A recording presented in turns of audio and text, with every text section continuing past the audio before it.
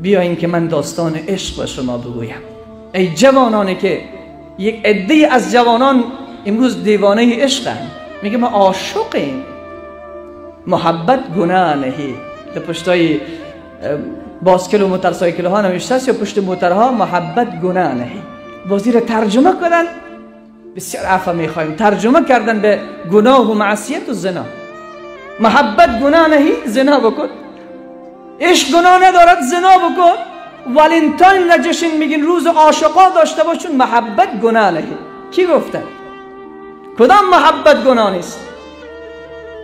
همین عبدالله چون در خانه مبارک بزرگ می شود، در عنفوان جوانی هر جوان بوی عشق به مشامش می رسد. هر جوان، یعنی بسیار جوانان عاشق می شوند در آغاز جوانی. عبدالله بزرگتر و بزرگتر می شود، جوان می شود. بعد از این که جوان می شود، گرفتار عشق یک دختر می شود. گرفتار عشق یک دختر می شود. شب و روز به فکر آن دختر هست.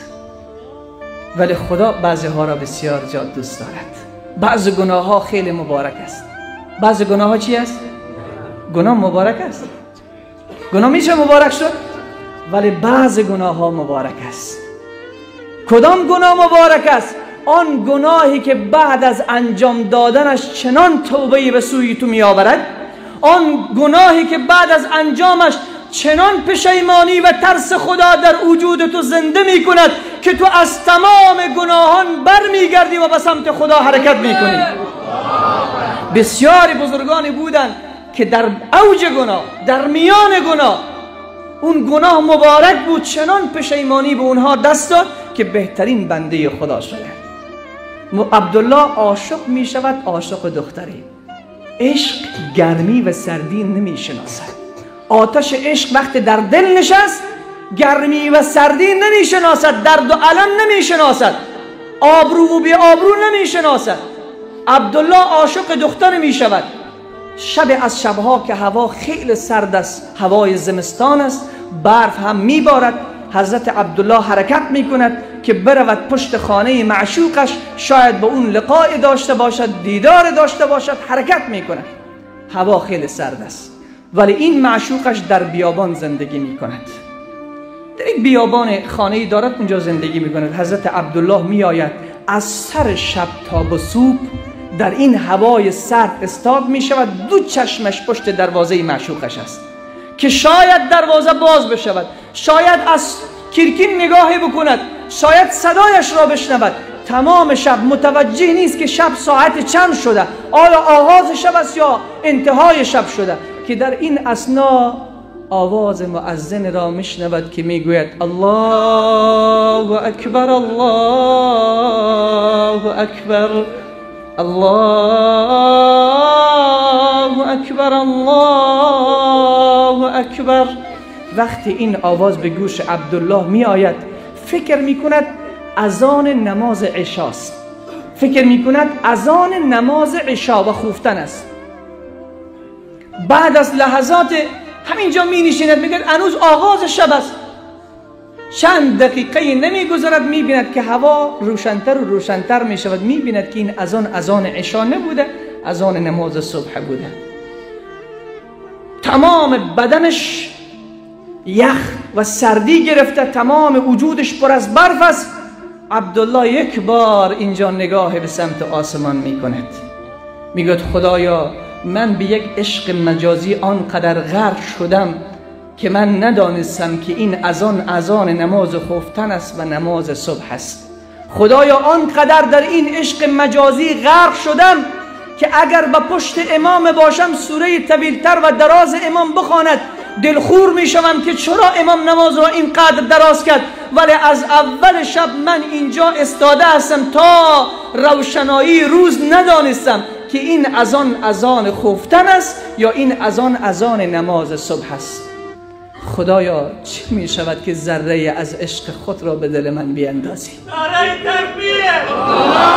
خدایا از این عشق بیزارم، خدایا این عشق خسته می کند، این عشق افسرده می کند، این عشق ضعیف می کند، این عشق چهره تو را تغییر می دهد، این عشق گوشت در بدنتون نمی گذارد، این عشق وفا ندارد، این عشق پایدار نیست. عشقی که پایدار است به گفته مولانا اون عشق است که با الله یک بنده بکنه. عشقهایی که از پی رنگ بود، عشق نبود، عاقبت ننگ بود.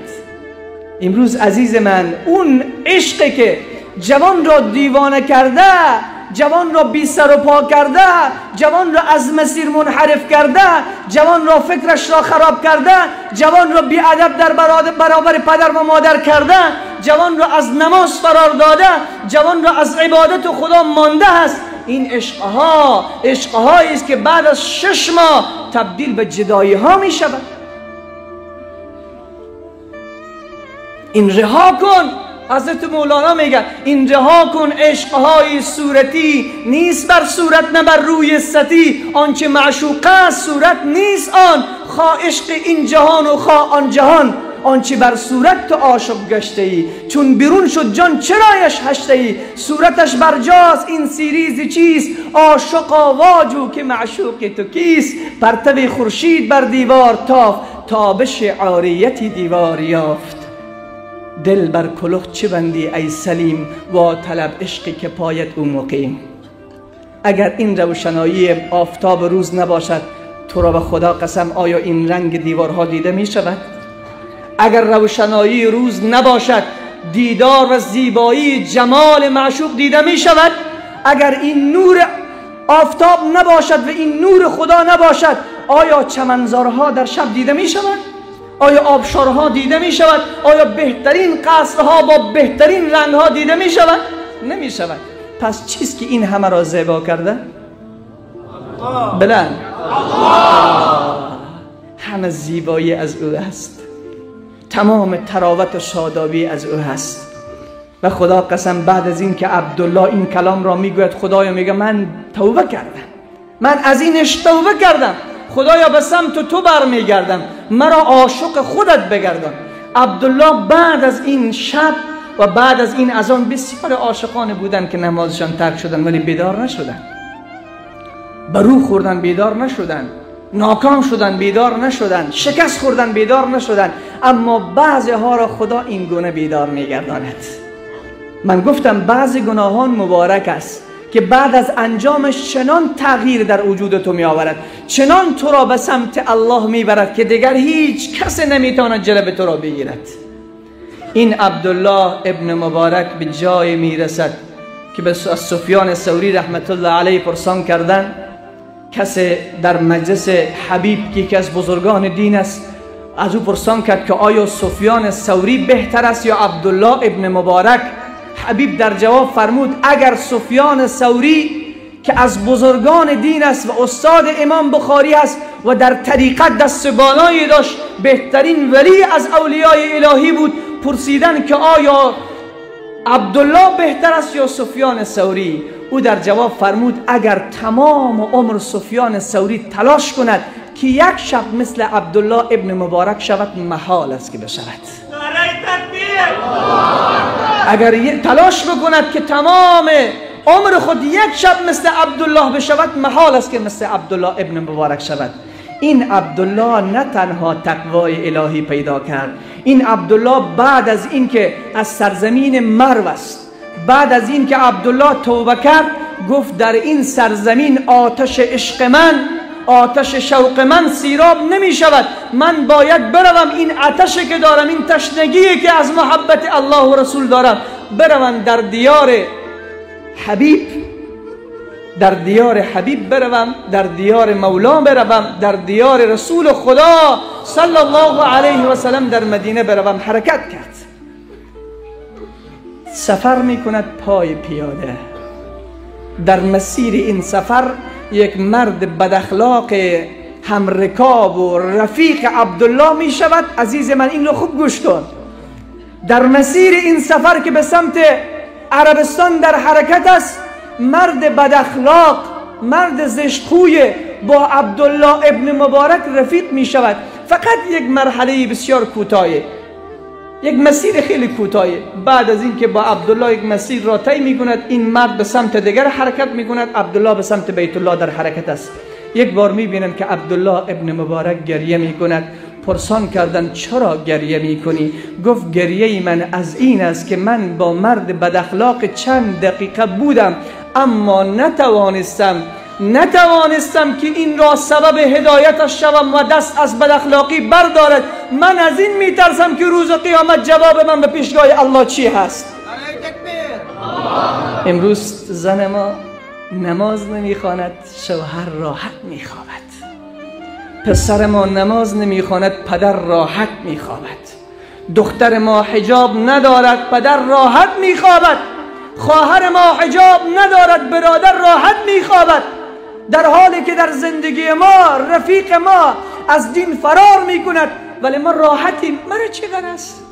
به من چی غرض؟ عبدالله میگوید چند دقیقه با مرد بد اخلاق بودم، اما نتوانستم که سبب هدایت این انسان شوم. میترسم که روز قیامت خدا از این از من بپرسد.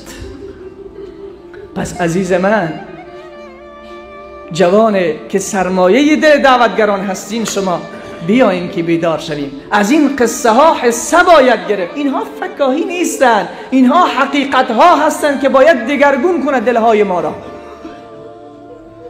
وقتی در این مسیر در حرکت است، مرد کوره که چشم ندارد. من گفتم وقت توبه کردی به سمت خدا برگشتی، این قلب آباد شد. چون از او گشتی همه چیز از تو گشت. چون از او گشتی همه چیز از تو گشت. ولی چون از او گشتی همه چیز از تو گشت. رمز دارد این شعر. معنایش این است که اگر تو از خدا شدی همه چیز مال تو می شود. اگر تو از خدا شدی، در اساسترین لحظات زندگی هر چیزی از خدا بخواهی، الله به دستان تو می گذارد. الله رب العزت و الجلال به حضرت عزیر وحی می کند. پیامبر خداست. به حضرت عزیر میگه ای عزیر، اذا اذنبت ذنبا صغیرا فلا تنظر الى صغیره. ای عزیر، وقت گناه کردی به کوچکی و خردی گناه نگاه نکن. وقت گناه کردی نگاه کن نافرمانی چه ذات بزرگی را کردی. امروز ما میگیم این گناه کوچک از گناه صغیره است. گناه صغیره را کی من کرده؟ اگر ما این گناه صغیره را کردیم، نافرمانی را کی را کرده؟ الله. پس صغیر و کبیر کار ندارد. الله خیلی ذات با عظمت و بزرگ است. پس این عبدالله، ای جوانانی که عاشقی، این برادرها شما رو از مسکو و مسکوسکی اوبلاست گرفته با ماشین‌های خود با گرانیت قزاقستان برده می‌آورند. برای همین خودی حاضر با نمرهای در روی اکران بوده زنگ زنید.